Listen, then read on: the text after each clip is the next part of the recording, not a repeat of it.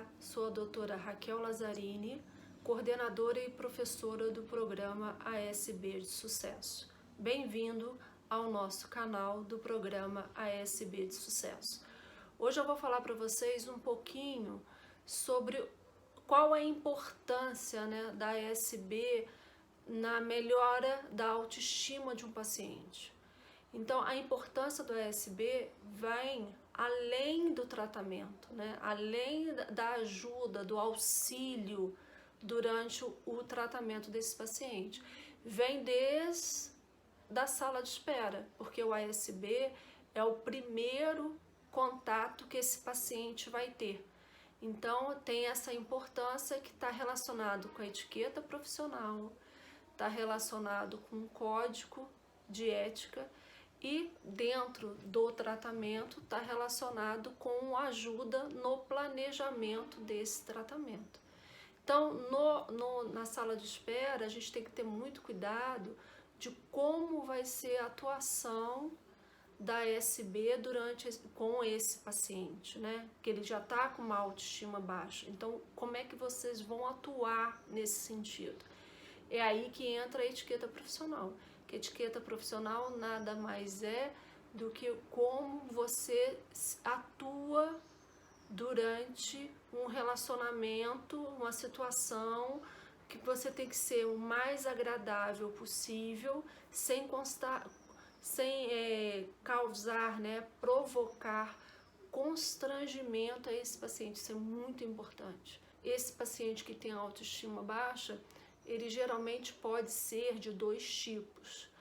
Ou ele é muito tímido, ele quase não fala, porque aquilo afeta para ele, a estética, a falta de estética afeta, então ele pouco fala.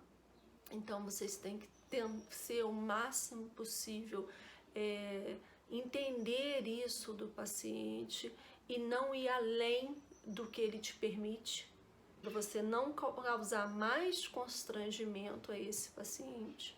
Ou é um paciente que ele já chega no consultório já falando o que ele tem uma autoestima baixa, porque ele está com os dentes que estão com problema, ou que ele está com falta de dente, e que ele ouviu de uma amiga que indicou esse cirurgião dentista, dizendo que ele vai melhorar, que ela vai ficar linda, e ela idealiza uma coisa, um sonho, e ela acha que aquele cirurgião ou aquela cirurgiã vai resolver aquele problema. Então vocês têm que tomar muito cuidado no que se vai ser falado para não causar esperança num paciente que talvez não consiga ser resolvido. É um paciente que a gente tem que tomar muito cuidado no que vai ser falado, mais até do que o outro que é tímido, porque ele já chega no consultório querendo realizar um sonho, Ele vê um monte de programa de antes e depois, ele acha que aquilo ali vai ser feito com ele, vai ser realizado e talvez não, e ele coloca o cirurgião, vamos botar assim, como se fosse um Deus e que ele vai fazer um milagre, e vocês não podem estimular isso no paciente. O ideal é até que você nem comente, nem fale, nem estimule, deixa ele falar, porque às vezes isso é um extravasamento do paciente também, que ele está tão tolhido com aquilo, então vocês têm que tomar cuidado com isso. Ao entrar com o paciente dentro de consultório, vocês têm que ter outra coisa em mente, que é o código de ética. Por que o código de ética é importante para a ASB? Porque no código de ética nada mais é que são todos os direitos e deveres que tanto o ASB quanto o cirurgião tem que fazer, que é importante deles atuarem ali, para não causar multa, para não causar danos depois. Então, da lei do código de ética ali é o sigilo profissional. Por que eu estou falando isso? Porque às vezes o paciente chega lá no consultório, na hora que ele vai sentar na cadeira, ele tá tão assim chateado, tão magoado, tão baixa autoestima, que ele chora, que aquilo ali para ele é tão triste, que ele quer ter uma melhora, e que ele extravasa ali, tanto comigo quanto com a ESB, até antes com a ESB na sala de espera. E isso é um sigilo profissional, a gente não pode sair dali comentando o que o paciente falou.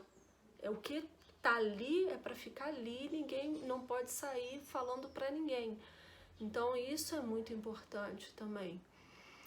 E quando o cirurgião vai planejar o tratamento, no que vai ser feito, o ideal também é que vocês não falem durante essa conversa do cirurgião com o paciente. Você só vai entrar na conversa. Isso também, gente, está relacionado tanto à etiqueta profissional, tá? Vocês não podem entrar na conversa a não ser que vocês sejam chamadas.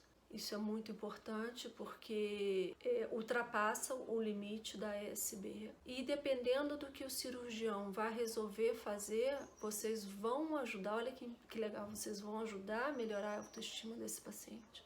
Então, por exemplo, se é um paciente que vai fazer uma prótese removível, que a gente vai ter que fazer uma moldagem desse paciente. Para a gente fazer essa moldagem, vocês vão ter que saber manipular o material que vai ser usado. Se for uma prótese removível, como eu falei, vocês vão ter que saber manipular esse material, né? Qual material que vai ser usado. Então, vocês vão ter que saber, através do estudo disso aí, vocês já vão saber qual é o material.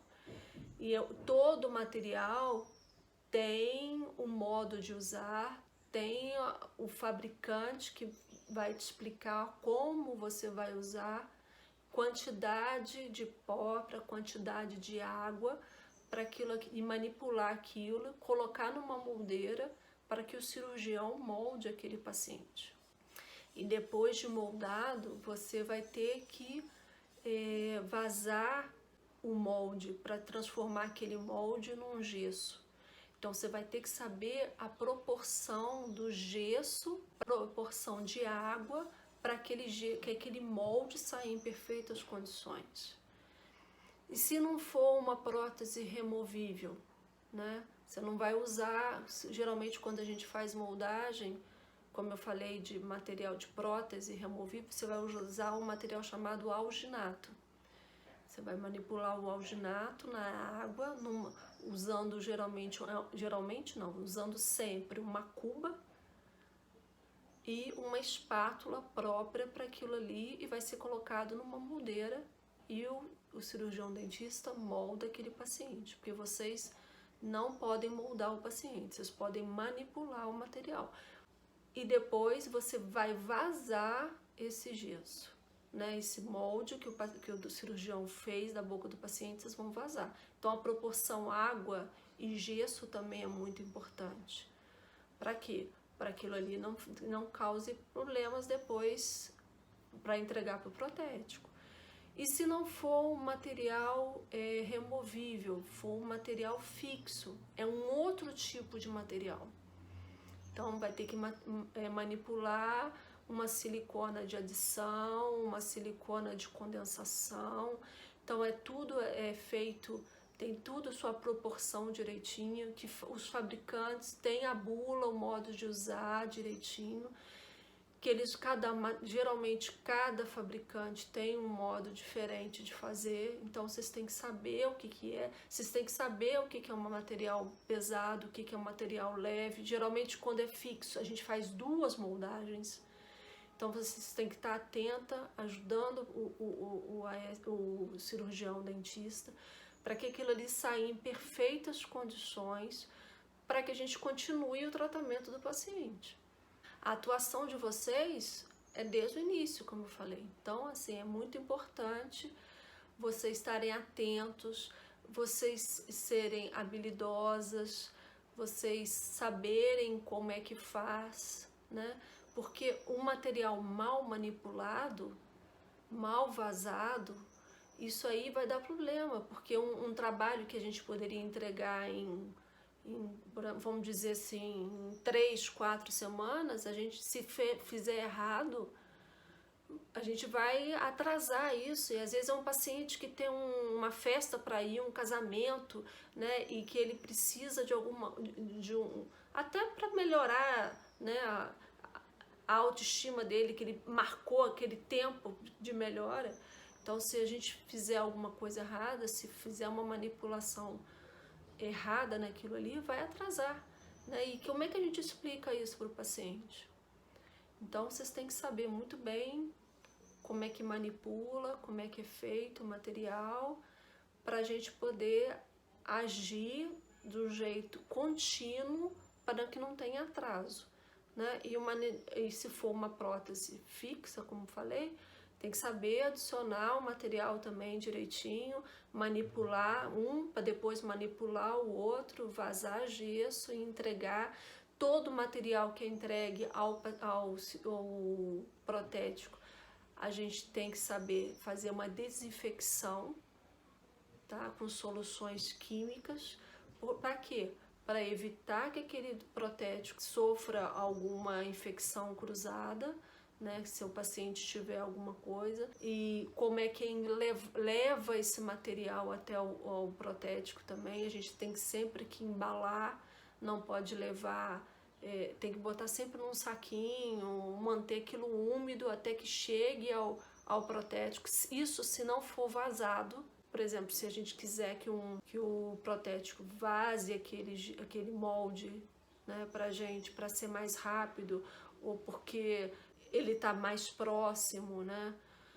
Ou ele chega de repente, se não for uma coisa que você não vai entregar imediatamente, vocês vão ter que vazar em gesso.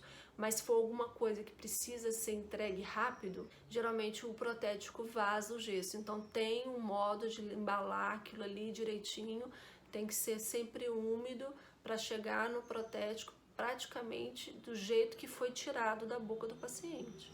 Então tem várias coisinhas que a gente precisa aprender para ter sucesso naquilo ali.